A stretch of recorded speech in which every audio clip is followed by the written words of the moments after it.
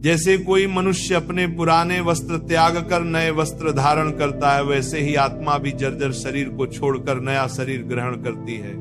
शरीर नश्वर है पर आत्मा सनातन, अजन्मा और अविनाशी है।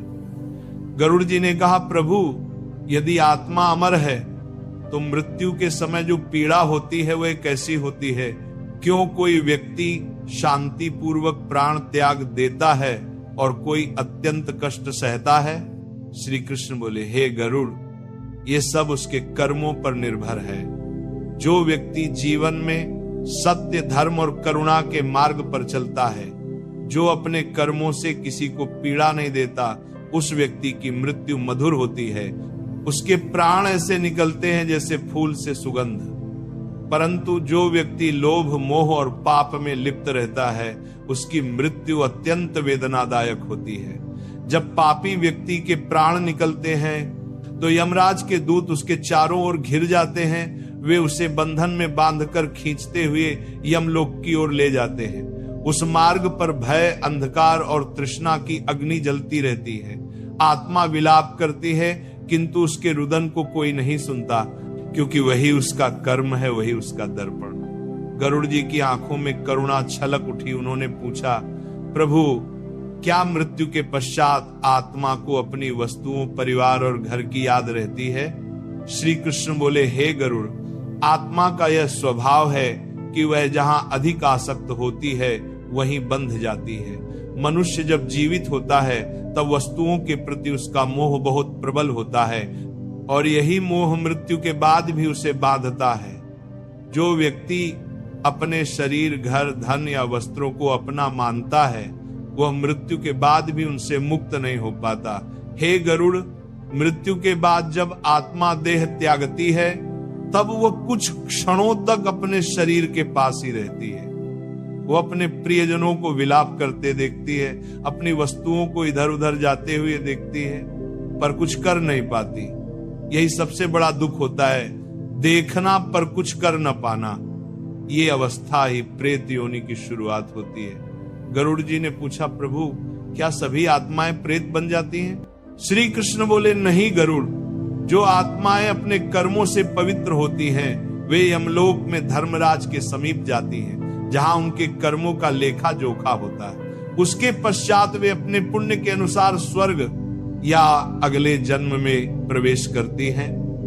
किंतु जो आत्माएं अत्यधिक आसक्त होती हैं, जो अपने घर, धन, वस्त्र या प्रियजनों से मोह नहीं त्याग पाती, वे पृथ्वी लोक पर ही भटकती हैं। उन्हें हम प्रेत कहते हैं। ऐसी आत्माएं अपने परिवार को छोड़ नहीं पाती, वे अपनी वस्तुओं से जुड़ी रहती हैं और जब कोई जीवित व्यक्ति उन वस्तुओं का उपयोग करता है तब उस आत्मा की ऊर्जा उसके जीवन में प्रवेश कर जाती है। यही कारण है कि गरुड़, मैंने मनुष्यों को यह उपदेश दिया है, मृत व्यक्ति की वस्तुओं का उपयोग कभी न करो। गरुड़ जी चकित होकर बोले, प्रभु क्या वस्तुएं भी आत्मा की ऊर्जा को धारण करती हैं? श्री कृष्ण बोले, हाँ गरुड़, ये संसार केवल दृश्य नहीं, अदृश्य शक्तियों का भी मेल है। प्रत्येक वस्तु में संस्कार निहित रहता है। वह जिस व्यक्ति के पास रहती है उसके भाव, कर्म और ऊर्जा को अपने भीतर समाहित करती है। जब वो व्यक्ति मर जाता है तो उसकी वस्तुएं भी उस कंपन, वाइब्रेशन को धारण किए रहती है। इसलिए जो लोग मृत व्यक्ति के कपड़े, गहने या व्यक्तिगत वस्तुएं पहनते हैं, वे अनजाने में उसकी ऊर्जा से जुड़ जाते हैं। यदि वह आत्मा शांत नहीं हुई है तो वह उस व्यक्ति को अपने समीप खींचने लगती है, सपनों में, भावनाओं में और कभी कभी वास्तविक जीवन में भी। यही कारण है कि मृत व्यक्ति की वस्तुओं का उपयोग वर्जित है। गरुड़ जी ने श्रद्धा से सिर झुका दिया। उन्होंने कहा, प्रभु आपका वचन मेरे हृदय को स्पर्श कर गया, किंतु एक बात और बताइए, यदि आत्मा वस्तुओं से बंधी है तो उसे मोक्ष कैसे प्राप्त होता है? श्री कृष्ण ने गंभीर स्वर में कहा, हे गरुड़, जब तक आत्मा ये नहीं समझती कि संसार की कोई वस्तु उसकी नहीं है, तब तक उसे मोक्ष नहीं मिलता। मोक्ष का अर्थ मृत्यु नहीं बल्कि मोह से मुक्ति है। जब मनुष्य ये जान लेता है कि वह शरीर नहीं आत्मा है, तभी वह परम पद की ओर बढ़ता है। और जो व्यक्ति अपने जीवन में ईश्वर को स्मरण करते हुए, सच्चे कर्म करते हुए जीता है, उसकी आत्मा बिना किसी बंधन के सहज गति से ईश्वर में विलीन हो जाती है। कैलाश की वायु में उस समय दिव्यता घुल गई थी। गरुड़ जी ध्यान मग्न होकर श्री कृष्ण के चरणों में झुक गए। श्री कृष्ण ने कहा, हे गरुड़, यह पहला रहस्य जान ले, मृत्यु अंत नहीं आरंभ है। आत्मा अमर है, किंतु उसका मार्ग उसके कर्मों और आसक्ति पर निर्भर करता है। जो व्यक्ति वस्तुओं और मोह से मुक्त होता है वही मुझे प्राप्त करता है। और तभी वातावरण में गूंज उठी एक मधुर ध्वनि, ओम नमो भगवते वासुदेवाय। भगवान श्री कृष्ण ने कहा, हे गरुड़, संसार के समस्त जीव इस सत्य को भूल गए हैं कि यह देह नश्वर है। वे स्वयं को शरीर मानते हैं, परंतु शरीर तो केवल एक वस्त्र है जो समय आने पर बदल जाता है। आत्मा कभी मरती नहीं, परंतु जब मनुष्य मृत्यु के समय अपने शरीर, परिवार और वस्तुओं के मोह में डूबा रहता है, तब वही मोह उसके मार्ग में बंधन बन जाता है। गरुड़ जी ने कहा, प्रभु, क्या यह संभव है कि किसी व्यक्ति की आत्मा मृत्यु के बाद अपने घर में ही रुक जाए?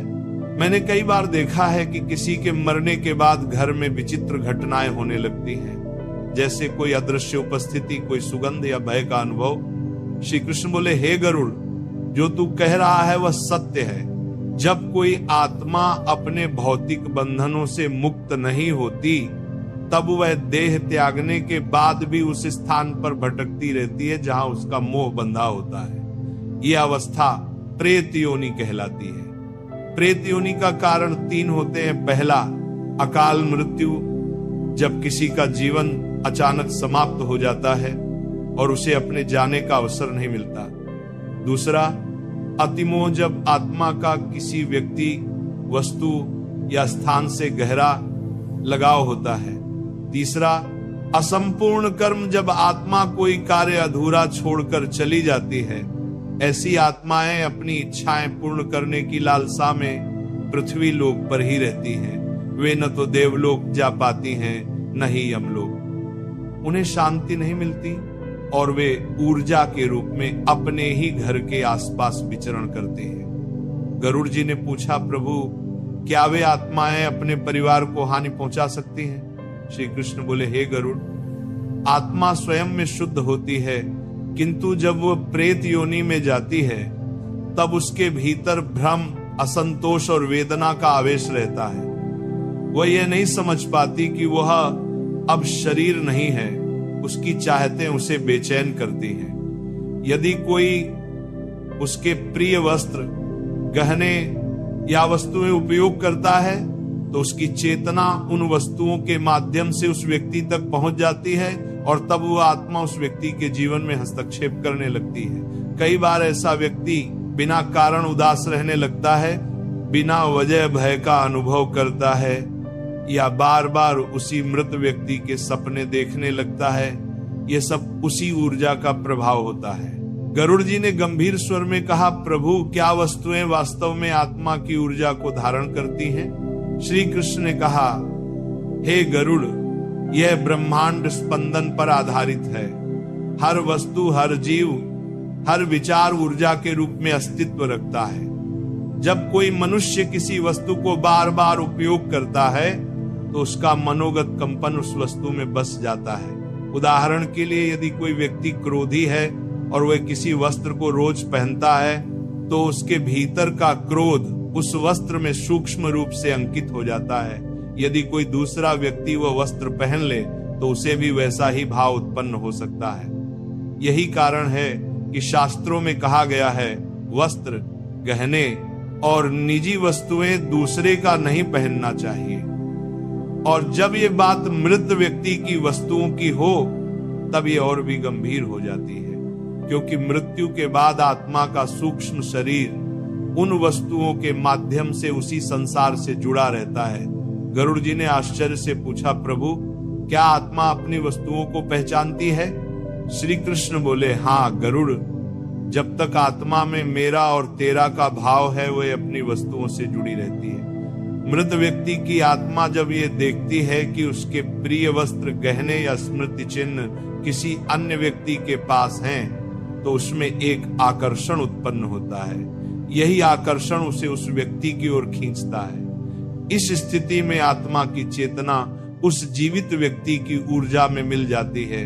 परिणाम स्वरूप उसका मन अस्थिर हो जाता है, उसके घर में कलह उत्पन्न होती है और उसका जीवन शांति से दूर हो जाता है। गरुड़ जी बोले, प्रभु क्या इससे बचने का कोई उपाय है? श्री कृष्ण बोले, हे गरुड़, उपाय है दान और प्रार्थना। जब किसी की मृत्यु हो जाती है तो उसके प्रिय वस्त्रों, गहनों या वस्तुओं को उपयोग में लेने की बजाय दान कर देना चाहिए। जब हम उसे दान करते हैं तब वो वस्तु उस आत्मा से विमुक्त हो जाती है, क्योंकि दान का अर्थ होता है त्याग और त्याग का अर्थ होता है मुक्ति। जो व्यक्ति मृत आत्मा की वस्तुओं का दान करता है वह उस आत्मा को शांति प्रदान करता है, और यदि वह दान किसी जरूरतमंद ब्राह्मण या मंदिर में किया जाए तो वह पुण्य आत्मा को परम पद तक पहुंचा देता है। फिर श्री कृष्ण ने गरुड़ जी की ओर देखकर कहा, लेकिन हे गरुड़, यह भी ध्यान रख, केवल वस्तुओं का दान नहीं, भाव का दान आवश्यक है। यदि मनुष्य किसी वस्तु को दान तो करे परंतु भीतर से मोह न छोड़े तो वह आत्मा फिर भी बंधन में रहती है। गरुड़ जी ने पूछा, प्रभु यदि कोई व्यक्ति अपने मृत प्रियजन की याद में उसकी वस्तुएं अपने पास रखे तो क्या यह भी अशुभ है? श्री कृष्ण ने उत्तर दिया, हे गरुड़, यदि वह वस्तुएं केवल स्मृति के रूप में रखी जाएं और उनमें आसक्ति न हो तो वे हानिकर नहीं, किंतु यदि मनुष्य प्रतिदिन उन्हें देखकर दुखी हो, विलाप करे या उनमें भावनात्मक लगाव बनाए रखे तो वह आत्मा की शांति में बाधक बनता है। ये संसार प्रवाहमय है, जो आया है उसे जाना है। मृत व्यक्ति को याद रखना श्रद्धा है, किंतु उसकी वस्तुओं से मोह बनाए रखना बंधन है। श्रद्धा मोक्ष की ओर ले जाती है और मोह पुनर्जन्म की ओर। गरुड़ जी ने सिर झुकाकर कहा, प्रभु अब मैं समझ गया कि मृत व्यक्ति की वस्तुएं क्यों नहीं रखनी चाहिए, लेकिन कृपा करके ये भी बताइए कि कौन सी वस्तुएं विशेष रूप से वर्जित हैं। श्री कृष्ण मुस्कुराए। उन्होंने कहा, हे गरुड़, तूने जो पूछा है उसका उत्तर बड़ा गूढ़ है। 3 वस्तुएं ऐसी हैं जिनसे मृत आत्मा की चेतना अत्यधिक जुड़ी रहती है। उनका उपयोग जीवित व्यक्ति के लिए अत्यंत हानिकारक होता है। पहली वस्त्र कपड़े, दूसरी आभूषण गहने, तीसरी समय का प्रतीक घड़ी या अन्य निजी वस्तु। ये तीनों वस्तुएं उस आत्मा की जीवन ऊर्जा को अपने भीतर समाहित करती हैं। जो इन्हें पहनता या उपयोग करता है वह अनजाने में मृत आत्मा की स्पंदन रेखा से जुड़ जाता है। इससे न केवल उसका मानसिक संतुलन प्रभावित होता है बल्कि उसके घर की ऊर्जा भी अस्थिर होने लगती है। गरुड़ जी ध्यानपूर्वक सुन रहे थे। श्री कृष्ण ने आगे कहा, हे गरुड़, मृत्यु के पश्चात आत्मा तब तक शांति नहीं पाती जब तक उसकी प्रिय वस्तुएं सांसारिक जगत में उसके नाम से जुड़ी रहती है। इसीलिए यदि कोई मनुष्य सच्चे भाव से अपने प्रियजन की आत्मा को शांति देना चाहता है तो उसे उसकी वस्तुओं को दान करना चाहिए, जल में प्रवाहित करना चाहिए या पवित्र अग्नि में अर्पित कर देना चाहिए। और सबसे महत्वपूर्ण, उस आत्मा के लिए पिंडदान, श्राद्ध और नारायण बलि जैसे संस्कार अवश्य करवाने चाहिए। ये संस्कार आत्मा को उसके अगले मार्ग की दिशा देते हैं। गरुड़ जी ने दोनों हाथ जोड़कर कहा, प्रभु आपके वचनों ने मेरे हृदय का अंधकार दूर कर दिया। अब मुझे ये समझ में आया कि मृत्यु के बाद भी मनुष्य अपने कर्मों और मोह से कैसे बंधा रहता है। श्री कृष्ण ने करुणा से कहा, हे गरुड़, ये समझ ले, जो मृत्यु से पहले ही अपने मोह का त्याग कर लेता है वह मृत्यु के बाद कभी भटकता नहीं। इसलिए जीवन में ही अपने मन को वस्तुओं से नहीं परमात्मा से जोड़ ले, क्योंकि जो मुझसे जुड़ जाता है वह कभी पुनर्जन्म नहीं लेता। यह कहकर श्री कृष्ण कुछ क्षण मौन हो गए।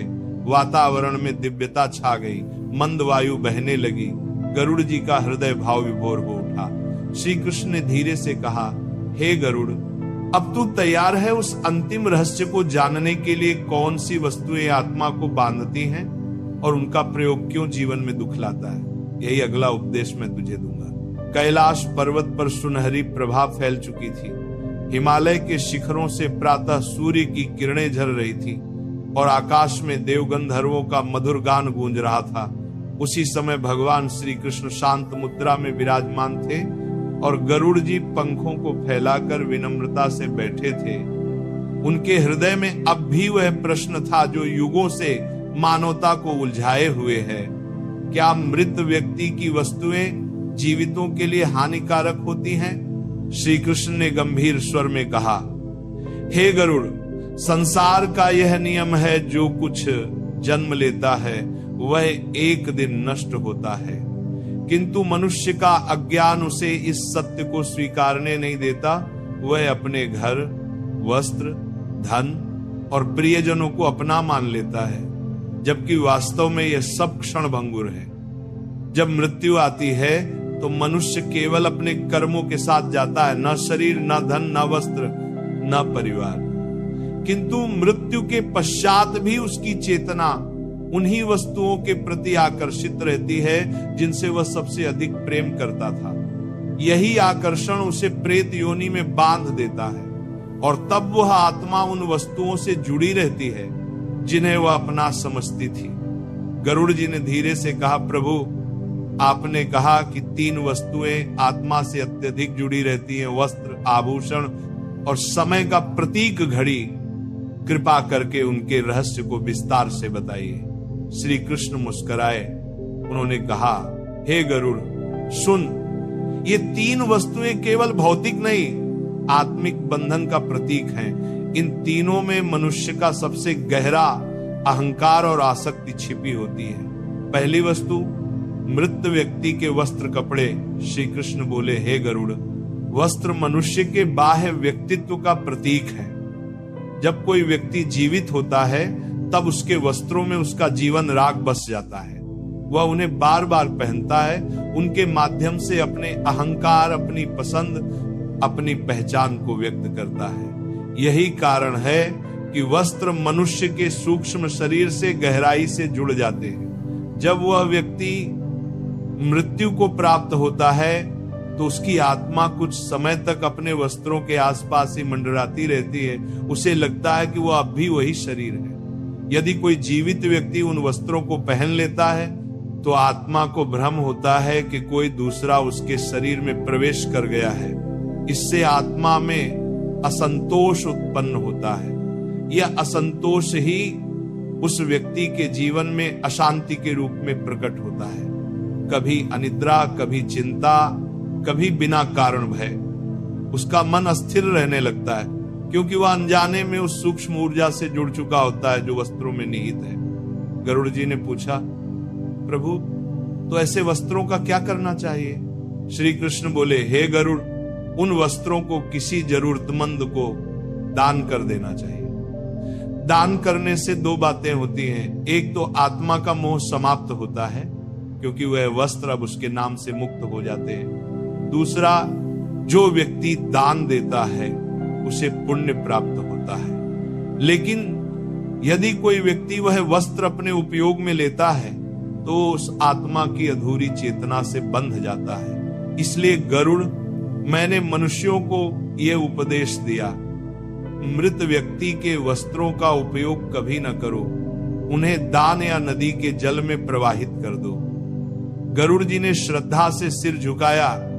दूसरी वस्तु, मृत व्यक्ति के आभूषण, गहने। श्री कृष्ण ने आगे कहा, हे गरुड़, आभूषण केवल सौंदर्य का प्रतीक नहीं, भावनाओं का भी प्रतीक है। मनुष्य अपने गहनों से विशेष प्रेम करता है। वह उन्हें केवल धारण नहीं करता बल्कि उनसे आत्मगौरव, सामाजिक प्रतिष्ठा और भावनात्मक जुड़ाव भी रखता है।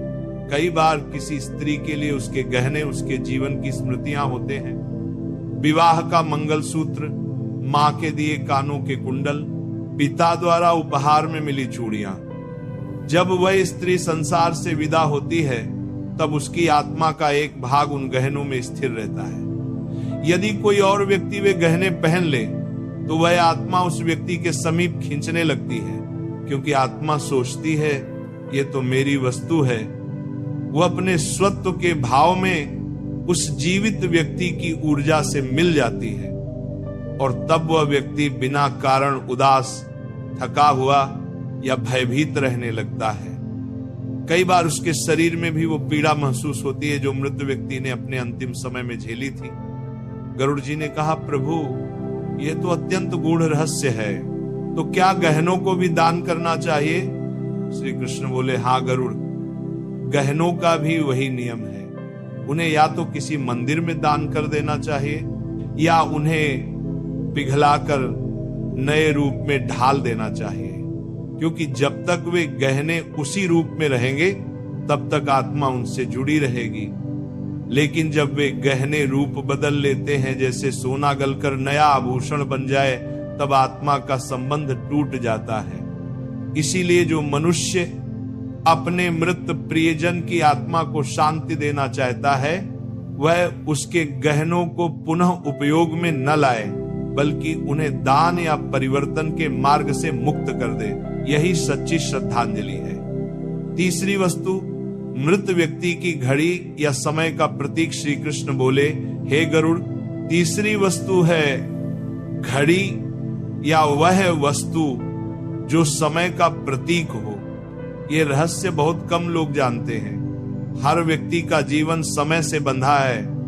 उसकी हर सांस, हर पल, हर कर्म घड़ी की सुइयों की तरह एक निश्चित लय में चलता है। जब मृत्यु आती है तब वह घड़ी थम जाती है और उसी क्षण व्यक्ति का जीवन काल समाप्त हो जाता है। जो घड़ी उस व्यक्ति के पास रहती थी वह उसके जीवन के हर क्षण की साक्षी होती है।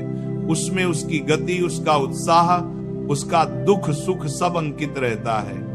इसलिए वह घड़ी भी उसकी जीवन ऊर्जा को धारण करती है। यदि कोई जीवित व्यक्ति उस मृत व्यक्ति की घड़ी पहन ले तो वह उसी समय रेखा से जुड़ जाता है और तब उसके जीवन में वे ही परिस्थितियां आने लगती हैं जो उस व्यक्ति ने झेली थी। उसका भाग्य, उसका मानसिक स्वभाव, यहां तक कि उसकी बीमारियां भी कभी कभी उसी घड़ी के माध्यम से स्थानांतरित हो जाती हैं। गरुड़ जी ने विस्मय से कहा, प्रभु ये तो अदृश्य जगत का बड़ा रहस्य है। श्री कृष्ण बोले, हाँ गरुड़, इसलिए कहा गया है मृत व्यक्ति की घड़ी या समय सूचक वस्तु का उपयोग कभी नहीं करना चाहिए। ऐसी वस्तु को पवित्र जल में प्रवाहित करना उत्तम होता है या उसे किसी दान योग्य रूप में छोड़ देना चाहिए, क्योंकि घड़ी उस व्यक्ति के जीवन काल की सीमाओं को अपने भीतर समेटे होती है। उसे आगे बढ़ाने का प्रयास करना स्वयं के जीवन प्रवाह को बाधित करना है। आत्मा की शांति का मार्ग। गरुड़ जी ने कहा, प्रभु जब कोई व्यक्ति इन वस्तुओं को त्याग देता है तो क्या आत्मा को तुरंत शांति मिल जाती है? श्री कृष्ण बोले, हे गरुड़, शांति केवल बाह्य त्याग से नहीं, भाव के त्याग से मिलती है। यदि परिवारजन इन वस्तुओं का त्याग करें परंतु मन में शोक, पछतावा या मोह बनाए रखें तो आत्मा तब भी शांत नहीं होती। इसलिए जब किसी की मृत्यु हो तो उसके परिवार को चाहिए कि वे इन वस्तुओं का दान भाव पूर्वक करें और साथ ही ये प्रार्थना करें, हे प्रभु, इस आत्मा को आपके चरणों में शांति मिले।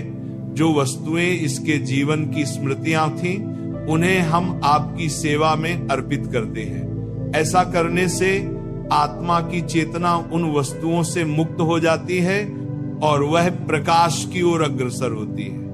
श्रद्धा और मोह में अंतर। श्री कृष्ण ने कहा, हे गरुड़, यह संसार दो भावों से चलता है, श्रद्धा और मोह। श्रद्धा आत्मा को ऊपर उठाती है और मोह उसे नीचे बांधता है। जब कोई व्यक्ति अपने पूर्वजों की तस्वीर श्रद्धा से लगाता है, जैसे मार्गदर्शक, जैसे स्मृति, तब वह शुभ होता है। परंतु यदि वह तस्वीरों के आगे विलाप करता है या उनमें दुख का भाव रखता है तो वह विपरीत परिणाम देता है। इसलिए कहा गया है, पूर्वजों की तस्वीरें सदैव उत्तर दिशा की दीवार पर लगानी चाहिए ताकि उनका मुख दक्षिण दिशा की ओर रहे। उनके चित्र प्रसन्न मुद्रा में हो, न कि रोते या क्रोधित। और उनकी पूजा केवल पितृपक्ष के समय में ही करनी चाहिए, क्योंकि अन्य समयों में किया गया आवाहन प्रेत आत्माओं को आकर्षित करता है। मोक्ष का अंतिम रहस्य। श्री कृष्ण कुछ क्षण मौन रहे, फिर बोले, हे गरुड़, अब मैं तुझे अंतिम रहस्य बताता हूं। जो व्यक्ति जीवन में ही मोह का त्याग कर लेता है, वही मृत्यु के बाद शांति पाता है। मनुष्य जब ये समझ लेता है कि ये शरीर, ये घर, ये वस्तुएं सब अस्थायी हैं, तभी वो मुक्त होता है। मृत्यु का भय केवल उसे होता है जो अपने शरीर से प्रेम करता है। जो आत्मा को जान लेता है, उसे मृत्यु भी मित्र लगती है। इसीलिए गरुड़ मनुष्य को चाहिए कि वह जीवित रहते हुए अपने जीवन में दान, करुणा और ईश्वर स्मरण को स्थान दे। क्योंकि जब मनुष्य ईश्वर में लीन हो जाता है, तब न उसके लिए मृत्यु होती है, न पुनर्जन्म। वह उसी परम प्रकाश में विलीन हो जाता है जहां से वो आया था। गरुड़ जी के नेत्रों से आंसू बहने लगे। उन्होंने दोनों पंख जोड़कर कहा, प्रभु, आपने वह रहस्य बताया है जो युगों तक मानवता को अंधकार से मुक्त करेगा। अब मैं समझ गया हूं, मृत व्यक्ति की वस्तुओं में केवल स्मृति नहीं, उसकी ऊर्जा भी बसती है। और जब तक मनुष्य उस ऊर्जा को त्याग नहीं करता, तब तक न वह आत्मा शांत होती है, न परिवार। श्री कृष्ण ने मुस्कुराते हुए कहा, हे गरुड़, स्मरण रखना, दान से बड़ा कोई यज्ञ नहीं और मोह से बड़ा कोई पाप नहीं। जो दान करता है वह मुक्त होता है, जो मोह रखता है वह बंधता है। इसीलिए जब भी किसी की मृत्यु हो तो उसके प्रिय वस्त्र, गहने और घड़ी जैसे प्रतीक दान कर दो। उसके नाम से किसी भूखे को भोजन करा दो, किसी मंदिर में दीप जला दो, किसी नदी में तर्पण कर दो। ऐसा करने से न केवल उस आत्मा को शांति मिलेगी, बल्कि उस घर में सुख, समृद्धि और ईश्वरीय कृपा का वास होगा। ये कहकर श्री कृष्ण ने अपना करकमल उठाया। क्षण भर में आकाश में दिव्य प्रकाश फैल गया। देव गंधर्वों ने पुष्प वृष्टि की। वातावरण में गूंज उठी दिव्य वाणी, यह मोहम त्यजति समुक्तः, यह दानम करच सधन्यः, यह ईश्वरम स्मृति सचिरम आनंदम प्राप्नोति। जो मोह त्यागता है वही मुक्त होता है, जो दान करता है वही धन्य होता है, और जो ईश्वर का स्मरण करता है वही अनंत आनंद को प्राप्त करता है। गरुड़ जी ने आंसुओं से भीगे नेत्रों से भगवान के चरणों में प्रणाम किया। श्री कृष्ण ने कहा, हे गरुड़, अब जा, ये ज्ञान पृथ्वी पर फैला दे, ताकि मनुष्य केवल शरीर से नहीं, आत्मा से जीना सीखे। वह मृत्यु से न डरे, बल्कि उसे समझे मृत्यु अंत नहीं, एक पवित्र यात्रा है। वह क्षण दिव्यता से भर गया। कैलाश की वायु सुगंधित हो उठी और समस्त ब्रह्मांड में गूंज उठी एक मधुर ध्वनि, जय पितृदेव, जय श्री कृष्ण।